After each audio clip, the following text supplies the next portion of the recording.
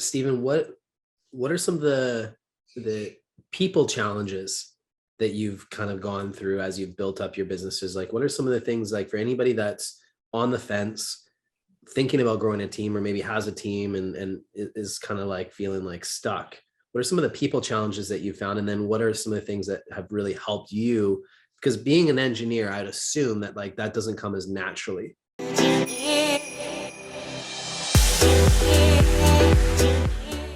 The people side of the No. business, you're managing a bunch of personalities.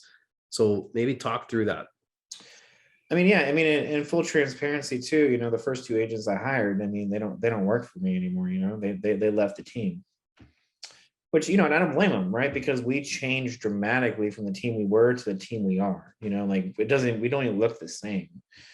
I look the same, Travis, who was the first ISA, he's still there.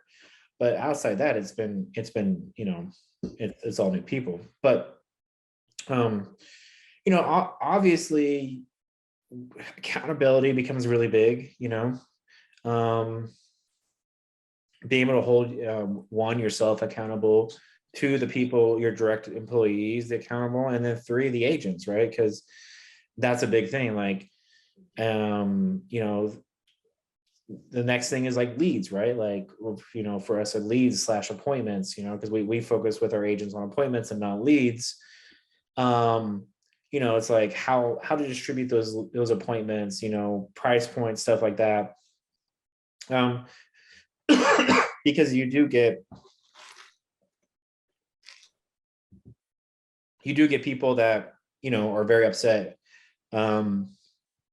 Especially like when we first kind of would like hold back people on appointments, or would distribute how we would give our good leads to an agent. We did that not transparently, now we do it very transparently. It's very much a system in place, very much, you're not on appointments anymore, very much know what kind of appointments you're going to be getting. So we have built that out, because you start creating some entitlement and maybe some, people that aren't really holding their end of the bargain, right? Like, I think we all have agents, if you have a team, that have an agent that just wants a bunch, they want leads, but they always want leads, right? But at the end of the day, they're not producing results. So how do you handle that situation, right? Well, that was something that, you did an audit as you were kind of like going through your business, and you were kind of looking at appointments versus like deals closed with your clients, and you kind of didn't, or with your agents. You're making me cough now. And then it's like contagious. It's And Joe's fault. Let's blame Joe. Yeah, it's totally Joe's giving to everybody on this call right now. But yeah, basically you did an audit, and you realized there were some agents that were burning through a lot of leads. Right. You saw a gap and obviously there was either an attitude or a training opportunity there. Those were some of the early challenges that I know you kind of worked on. Maybe walk people through how you did like the performance management piece there. Yeah, I mean, because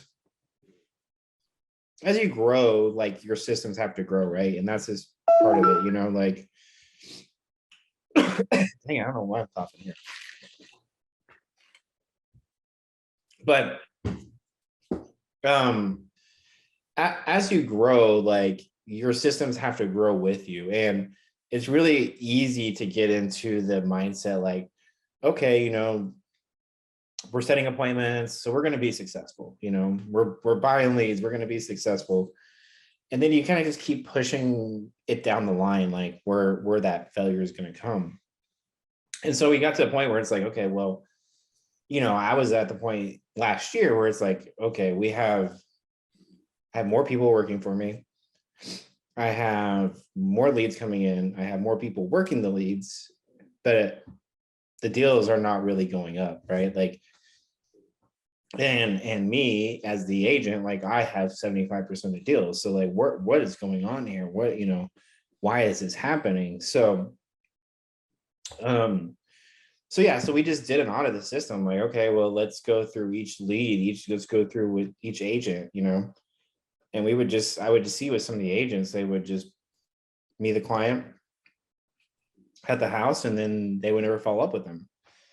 And I'm like, why did you not follow up with them? Well, I just had too much going on, right? Okay. So again, I mean, it wasn't an agent problem, right? That's a me problem, right? Like I just created a system that allowed that to happen.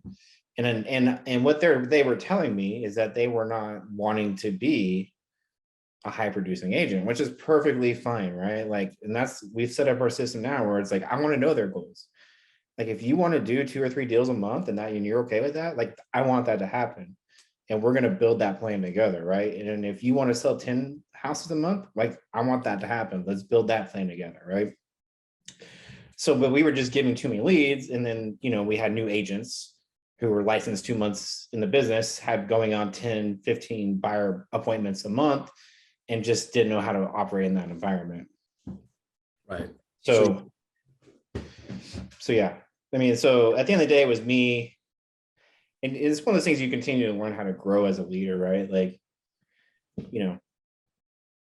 you see it and you're just like, man, what the fuck, right? like I would have died for those kind of appointments, right? But that's me, right? Like that's why I'm running the team. That's why I'm not, joining the team. So it's not going to be the same mindset for that person. Like if you give me 20 opportunities, I'm going to try to hit on 20 of those opportunities. Some people just can't handle that capacity, right? So, and there's nothing wrong with that. Like I've just had to, just come to that conclusion, and it's okay. Like, so, because like that still works for the team. Well, and at the end of the day, as long as they're meeting a minimum standard that works for everybody, that's fine. Not everybody needs to be your A players. Right. Everybody's valuable and everybody's an important part of the puzzle, right? Yeah. So